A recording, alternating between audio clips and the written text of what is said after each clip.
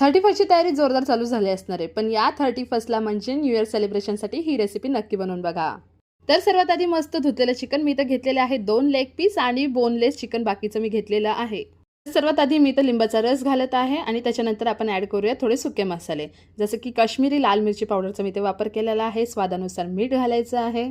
एकदम simple recipe दाखवणार आहे मी तुम्हाला. हळद पण टाकायची आणि कबाब पावडर टाकायचं, थोडंसं गरम मसाला किंवा चिकन मसाला तुम्ही वापरू शकता आणि एक अंडी फोडून आणि थोडंसं तेल टाकून मस्तपैकी याला मिक्स करून घ्यायचं आहे. चांगलं मॅरिनेट करून ठेवायचं अर्धा 1 तासासाठी. नंतर एका पॅनमध्ये तेल गरम करायचं. तेल गरम झाल्यानंतर असं एक करून हे पीस हळूहळू तेलामध्ये सोडून द्यायचे आणि मस्त उलटा पालट करत करत याला चांगलं फ्राय करून घ्यायचं आहे.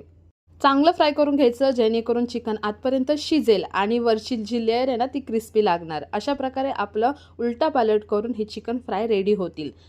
आता इतकी सिंपल रेसिपी तुम्हाला दाखवलेली आहे आणि टेस्टीसुद्धा आहे. जर रेसिपी आवडली असेल तर मला म्हणजे ऋतिकाला लाईक, फॉलो, शेअर करायला आणि मला सबस्क्राईब करायला विसरू नका. भेटूया नेक्स्ट व्हिडिओमध्ये. खावा, एन्जॉय करा. Bye bye.